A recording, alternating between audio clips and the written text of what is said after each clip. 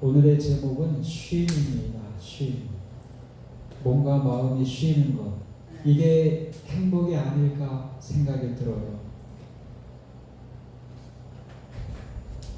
마태복음 11장 28절 다 함께 읽어보겠습니다. 시작.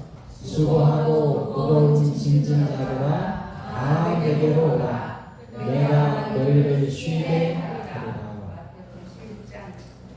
28절. 성경에 예수님께 나와서 복을 받는 사람들에겐 공통점이 있어요. 복 받는 사람에겐 공통점이 있습니다. 그게 뭔가 하면 간절히 그 축복을 필요로 하는 사람들이라는 거예요. 간절히 필요한 사람들이 간절하게 기도하게 되어 있고, 간절하게 기도하는 사람들이 그 복을 받는 겁니다. 여러분, 쉼은 아무나 얻는 게 아닙니다. 간절히 내게 쉼이 필요하구나, 휴식이 필요하구나, 마음의 안식이 필요하구나, 간절하게 필요로 하는 사람이 영혼의 쉼을 누리는 것입니다. 지난번 여행을 했는데 제가 이 1년 동안 가장 바쁜 주간이었어요. 집사람은 알아요. 그래서 할 일을 갖고 갔어요. 일요일 날은 오전 동안은 제가 밖에도 못 나가고 여수 구경도 못하고 숙소에 남아서 제 볼일을 했어요. 근데 인터넷 검색하다가 딱 발견한 이 몇 문장이 마음에 딱 와닿았습니다. 50세 이후 무조건 여행을 떠나야 하는 결정적 이유. 1번, 집에만 있으면 늙는다. 집에만 계시면 안 돼요. 여행해보니까, 여행 중에 이 말씀 딱 보니까 더 마음에 더 와닿았어요. 4번, 자연은 마음의 약이다. 사실 청양 비봉은 아름다운 곳입니다. 저수지도 있고 산도 있고 그 아름다운 별장 같은 데서 유장로님, 김인자 지사님 별장에서 사는 꿈 같은 그런 풍경입니다. 자연은 마음의 약이다. 5번, 익숙함을 떼야 삶이 살아난다. 집에서는 늘상 보는 생활하는 곳이기 때문에 쉬워지지가 않아요. 일거리가 보이면 일하게 되어 있어요. 일단은 떠나야, 다른 숙소에서 침대에서 뒹굴뒹굴 하더라도 뭔가 쉼이 막 이렇게 쏟아지는 것처럼 느껴져요. 침대, 다른 숙소에서 딱 누워만 있어도 휴식이 쏟아지는 것처럼 느껴집니다. 익숙함을 깨야 삶이 살아난다. 8번, 새로운 풍경을 봐야 마음이 다시 열린다. 제가 나에게 이런 휴식이 필요했구나. 이게 얼마나 생생하게 느껴지는지 1년 동안 가장 바쁜 시간을 보내면서 이 주제가 마음에 딱 떠올랐어요. 다음에 말씀을 준비하면 너무나 유명하지만 자주 들었지만 이 주제로 다시 말씀을 나눠야 되겠다 생각이 들었습니다. 쉼을 간절히 필요로 하는 사람들이 영혼의 쉼을 얻습니다. 그러면 어떻게 쉼을 얻을 수 있을 것인가? 무엇이 우리의 인생의 짐인가? 제가 우리가 지고 있는 인생의 짐이 뭔지 시대의 소망을 잘 봤어요. 저는 성경을 단순하게 봅니다. 성경과 시대의 소망, 아니면 성경 주석, 여기에서 벗어나지 않아요. 그 시대의 소망을 읽고 또 읽고 또 읽고 또 읽고 했어요. 인생의 짐이 뭔가 5가지 정도 나오지만 2가지로 요약할 수 있어요. 근심의 짐, 죄의 짐. 이것만 내려놓으면, 해결되면 쉼이 얻어지는 거예요. 근심의 짐. 잠언 17장 22절에 뭐라고 했어요? 마음의 즐거움은 양약이라도 근심은 뼈를 마르게 하느니라. 여러분, 끊임없는 근심은 생명력을 약화시켜요. 근심하는 동안은 죽어가는 것입니다. 여러분, 화이 선지자가 시대의 소망 그 자리에서 뭐라고, 왜 사람들이 근심하게 되는지를 전곡을 찌르는 말씀을 하셨어요. 세상 표준에 도달하려고 애쓰기 때문에 스스로 근심의 짐을 지는 사람들이, 스스로 근심의 짐을 지는 사람들이 많다고 했어요? 적다고 했어요? 많다. 세상 표준에 도달하고 스스로 근심의 짐을 져요. 세상 표준이 뭐예요? 남들처럼 재산을 어느 정도 갖추고, 남들처럼 수입은 어느 정도 돼야 되고, 남들처럼 집과 차는 어느 정도 되어야 하고, 세상 표준에 따라서 남들처럼 살려고 하니까 이건 욕망대로 산다는 말이에요. 욕망은 끝이 없기 때문에 근심도 끝이 없게 되는 거예요. 나에게 뭐가 필요한가? 내가 오늘 살아갈 때 꼭 필요한 게 나에게 뭘까만을 생각하신다면 집과 밥만 있으면 돼요. 저는 밥만 있으면 되는데 늘 집사람에게 그래요. 된장국 한 개만, 밥하고 된장국 한 개만. 근데 2개, 3개 더 준비해요. 고맙기는 하지만 전 된장국 하나만 있어도 행복하게 먹어요. 그냥 잘집과 밥하고 된장국이 있으면 행복해요. 만족할 수 있다면 얼마나 좋을까요?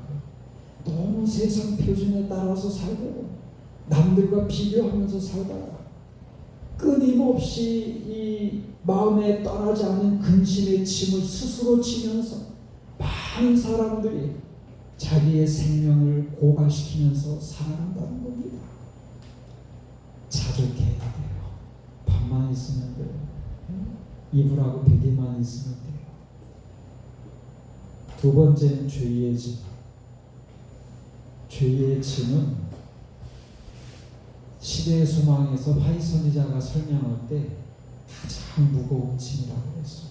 이거 해결 안 하면 이 죄의 짐이 우리를 짓눌러서 박살내고 영원한 죽음으로 우리를 끌어간다고 했어요. 그게 죄의 짐입니다. 근심의 짐과 죄의 짐, 어떻게 해결할 수 있을까요? 근심의 짐과 죄의 짐, 여기 그래서 이런 짐진 자들아 다 내게로 오라. 다 자라는 이 글자에 주목을 해야 돼요. 모든 사람들을 초대하셨어요. 한 사람도 예외가 없어요. 하나님은 우리를 차별 없이 모든 사람 한 분 한 분 한 분 한 분을 다 사랑하시고 다 초대하셔서 내게로 오라. 내가 너희를 쉬게 하리라. 예수님 앞에 나와. 여러분, 저는 보잘것 없으니까 나는 예외겠지. 하나님의 나를 부르셨겠지. 다라고 부르셨어요. 한 사람 한 사람 다 예수님이 부르셨어요. 그래서 예수님 앞에 우리의 무거운 짐들을 내려놓고 맡기라는 거예요. 여러분, 짐은요, 세상 사람들과 다르게 이 무거운 근심의 짐과 죄의 짐을 내려놓고 버리라는 게 아니에요. 하나님께 맡기는 게 포인트입니다. 포인트를 봐야 돼요. 우리를 정말 사랑하시고 정말 지혜가 많으시고 능력이 많으신 하나님께 우리를 가장 좋은 길로 인도해 주시도록 맡기는 게 포인트예요. 하나님, 제가 맡겨드려요. 가장 좋은 방법으로 가장 좋은 길로 저를 인도해 주세요. 이렇게 할 때 우리의 근심의 짐과 죄의 짐에서 놓이게 되고 영원한 마음의 평화가 시작이 되는 거예요. 이렇게 이 짐들을 맡길 때는 영생이 그날 시작이 된다라고 화이 선지자가 소개해 주셨습니다. 여러분, 이분은 마셜 골드 스미스 그런 분이고, 내 인생을 바꾼 특별한 순간, 이런 책이 있는데 내 인생을 바꾼 특별한 순간, 이분이 공동 저자예요. 이분이 전에 한번 아프리카를 탐험을 갔는데 마사이족 추장이 코와이라는 분이 그 가이드를 해줬어요. 근데 이분은 탐험을 떠나니까 온갖 것 다 배낭에 넣어가지고 한 짐을 이렇게 지고 다니고, 그 추장은 안내해주면서 빈손으로 다니는 겁니다. 하루 종일 얼마나 힘들었겠어요. 아프리카 오지를 큰 배낭 메고 이렇게 다니는데 피곤했어요. 그 배낭 내려놓고 저녁에 쉴까 하는데 그 추장에 와서 이렇게 질문을 하는 겁니다. 도대체 이 배낭 안에는 뭐가 들었길래 이렇게 큰 짐을 갖고 다닙니까? 이분이 하나하나 꺼내면서 설명을 해줬어요. 지퍼백도 비상약도 보여주고, 또 비 올 때 입는 그 우비도 이렇게 보여주고, 이렇게 내려놓다 보니까 작은 가게처럼 물건이 이렇게 널려 있는 것을 봤어요. 가게처럼. 근데 추장이 한 번 더 묻습니다. 이 물건들 그렇게 소중하게 갖고 다니는데 이게 당신을 행복하게 만들어 주나요? 그랬더니 이분이 책에다가 이렇게 소개를 하셨어요. 그의 말이 나의 가장 심오한 부분을 정통으로 찔렀다. 나는 즉시 방어적인 태도로 각각의 물건들이 어디에 필요한지 설명했다. 그런 다음 그 물건들을 배낭에 도로 집어넣고 내 숙소로 향했다. 그러나 나는 이미 분명한 사실을 어렴풋이 깨닫고 있었다. 내가 갖고 있는 물건들 모두가 꼭 필요한 것은 아니었다. 그 짧은 순간 내가 그 모든 것들을 왜 갖고 다니는지 생각하게 했다. 그 여행뿐 아니라 그동안의 삶에 있어서도 과감하게 이분이 짐을 덜어내고 버릴 거 버리고 꼭 필요한 것만 가볍게 짐을 꾸려서 아주 가벼운 마음으로 다니게 되었다고 그 책에다 소개를 해주셨습니다. 여러분, 여행을 정말 행복하게 가려면 짐이 적어야 합니다. 가볍게 떠나야 돼요. 양영환 장로님 여행 많이 하셨는데 김복수 지사님, 양 장로님 짐 많아요? 많아요. 네. 줄이셔야 합니다. 제가 우선 많이 준비했어가지고 많아요. 네, 지사님이 준비하셨군요. 제가 이거 좀 못하고 많죠. 저도 처음에 대학생 때 배낭여행을 시작할 때 저희 어머님이 외지에서 2달간 여행하니까 그 멸치하고 고추장을 이렇게 뭉쳐서 주먹밥처럼 해주셨는데 돌덩어리예요. 그거 몇 덩어리. 가이드북에 혼자 다니니까, 왜냐하면 나라가 많았거든요. 이스라엘 성지순례도 하고 싶었고, 여기서부터 여기까지 이렇게 돼 가이드북. 그런데 이거 며칠 하다 보니까 어깨가 떨어져 나갈 것 같은 두통이 와요. 이 배낭 때문에 두통. 여러분, 저는 그 가이드 붙여서 다니는 단체 여행 이런 게 아니잖아요. 여행사에서 하는 거. 화장실 갈 때도 전 배낭 메고 들어가야 돼요. 직구할 때도 배낭 메고 여기 호텔 갔다 저기 호텔 갔다 어디가 쌀까 이런 거 해야 돼요. 배낭 메고 다녀야 돼요.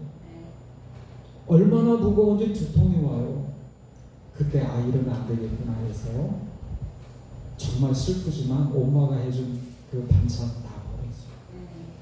그리고 막 가이드북 다 찢어내 꼭 필요한 지도나 몇 개만 다 그렇게 준비해 다 버렸어요. 짐을 줄이고 나니까 아주 인생이 그런 거. 요즘에는요 해외여행 가도 저는 아이들 학교 작은 배낭에 반밖에 안 차.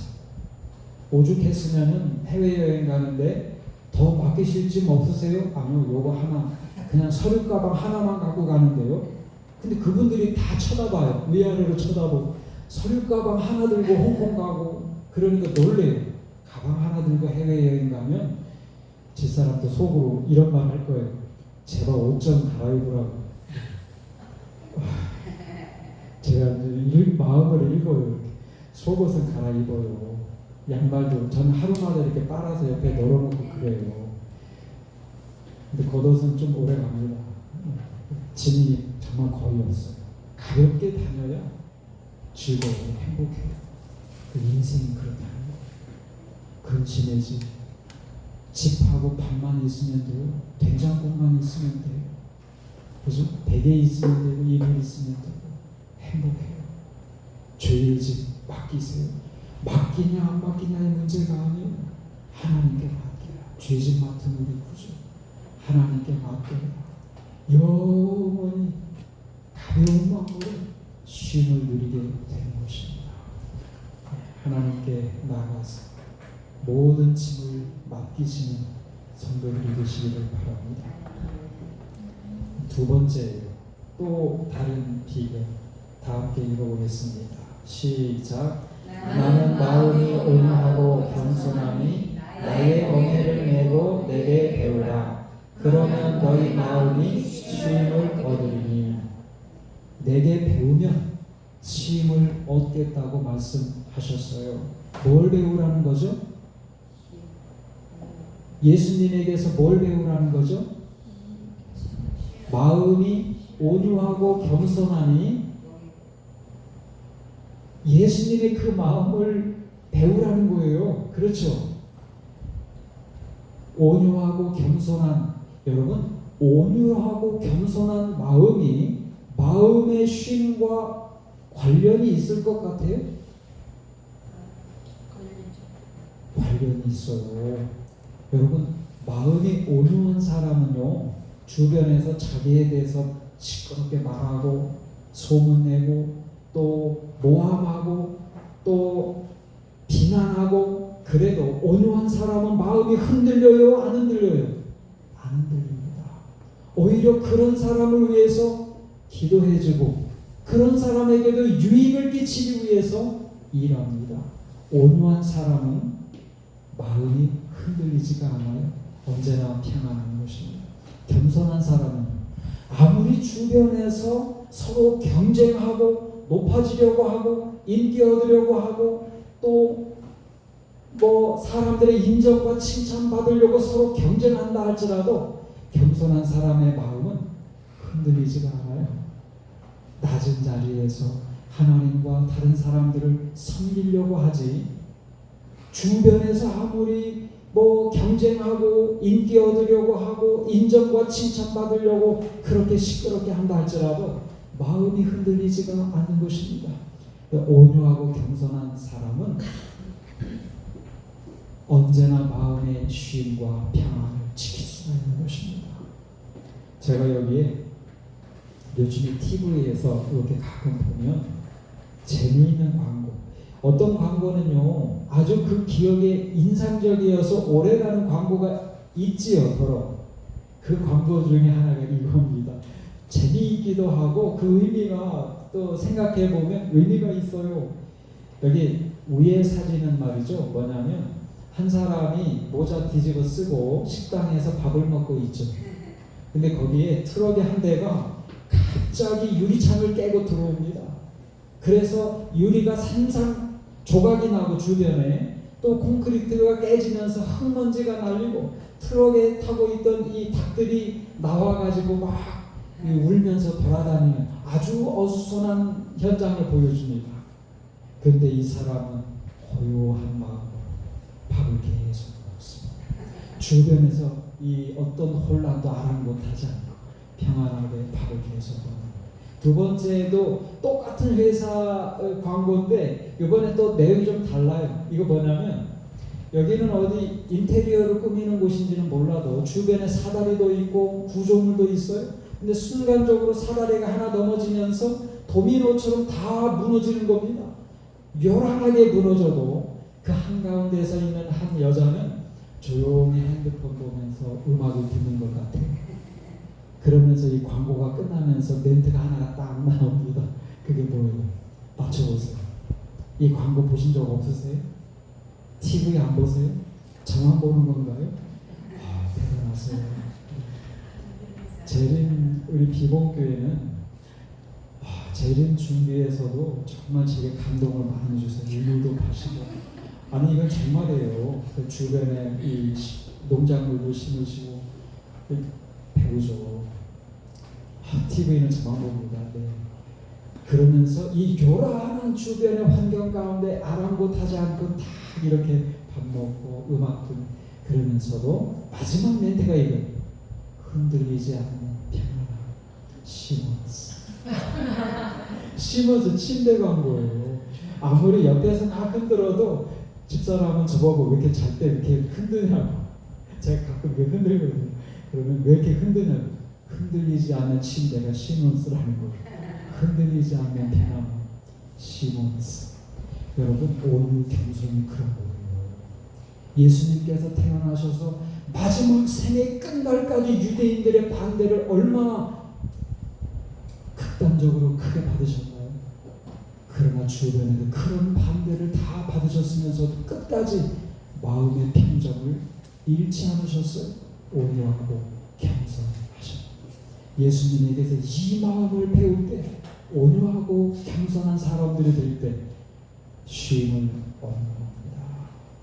배워야 돼요. 어떻게 하면 다시 돌아가서 온유와 겸손을 배울 수 있을까요?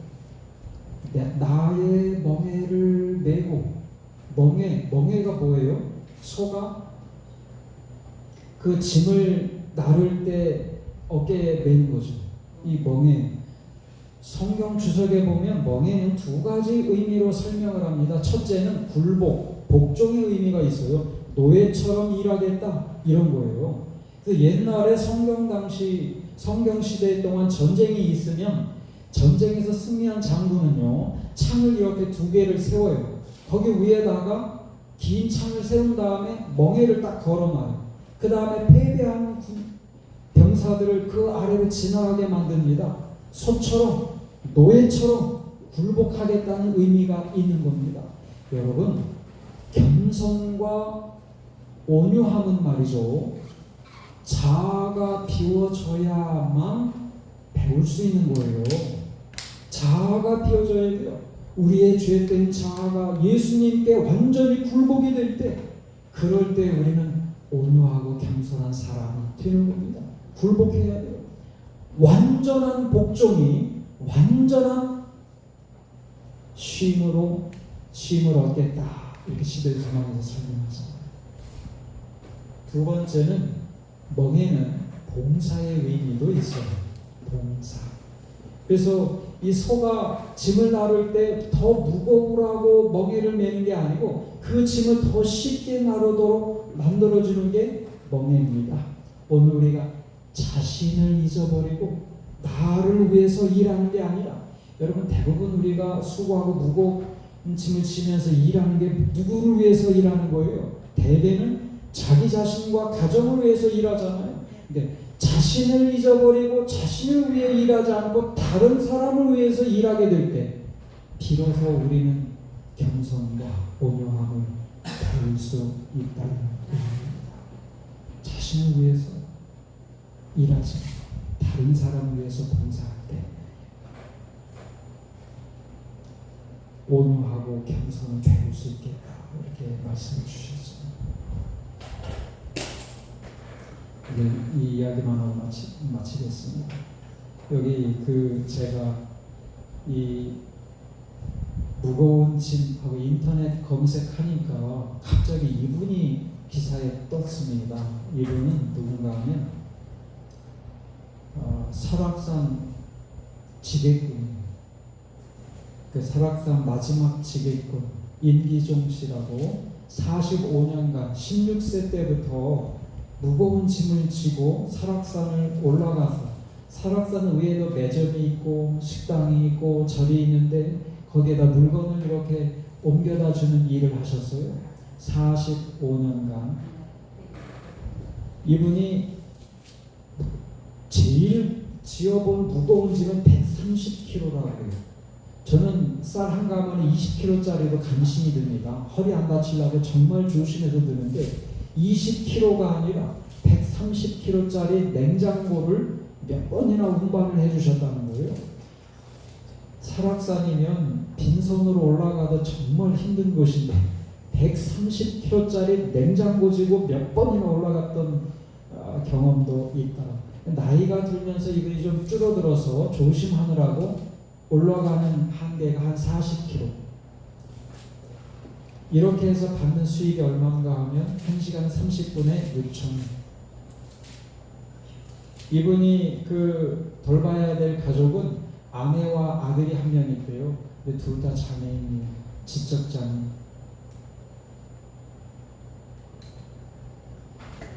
이분은 이 힘든 일을 하면서 가족을 이렇게 또 돌보면서 45년간 이 지게를 지면서 40kg, 130kg를 넘나드는 이 지게 무거운 짐을 지면서 한 가지 놀라운 일을 하셨더라고요. 기부를 해오셨어요. 45년간 기부했는데 얼마를 기부했을까요? 그 힘든 일 하면서 6,000원 1시간 반 일하고, 그것도 1시간 반에 6,000원이면요 몇 번 못하는 거잖아요. 하루에 힘이 없으니까, 한계가 있으니까 1억 이상을 기부하셨대요. 웬만한 사람 평생 100만원, 200만원 기부하는 것도 힘든데 1억 이상을 기부하셨대요. 마음에 다 와닿았어요. 이분이 신문에 인터뷰하셨는데 지적 장애인 아들이 있었다고 했잖아요. 아이를 뒤치다꺼리 하려면 내가 일을 그만둬야 하는데 그럴 형편이 안 됐어요. 13살이 됐을 때 강릉에 있는 시설에 맡겼어요. 데려다주고 나오는데 나만 편하려고 그랬다는 죄책감이 들었습니다. 용달차로 과자 20만원어치를 싣고 다시 시설에 갔어요. 그걸 먹으며 좋아하는 아이들을 보니 기뻤어요. 다른 사람들이 좋아하는 일을 하면 나도 기쁠 수 있구나. 그때부터 지게 일로 번 돈을 그렇게 쓰게 됐습니다. 하루에 몇 번 안 되는 6,000원짜리 일을 하면서 함부로 이 돈을 쓸 수가 없었어요. 허투루 쓸 수가 없는 겁니다. 어렵게 번 돈이니까. 그런데 그 돈으로 뭐 했어요? 가족을 돌보고 그리고 짬짬이 기도해온 것입니다. 예수님의 나의 멍에를 온유하고 겸손한 그 마음을 배우려면 나의 멍에 자신을 잊어버리고 자신을 위해 일하지 않고 다른 사람을 위해서 우리가 일할 때 그 온유와 겸손을 배우게 되는 것입니다. 예수님이 우리 모두를 한 사람도 예외 없이 초대해 주셨어요. 근심의 짐, 죄의 짐들을 우리보다 더 우리를 사랑하시고 또 지혜와 능력에 다함이 없는 하나님께 맡겨드리고 또 복종과 봉사의 멍에를 내므로 온유하고 겸손한 마음들을 배우게 되시기를 바랍니다. 하나님 주시는 쉼을 우리 모두가 누리시는 성도들이 되시기를 바라면서 마치겠습니다. 아멘.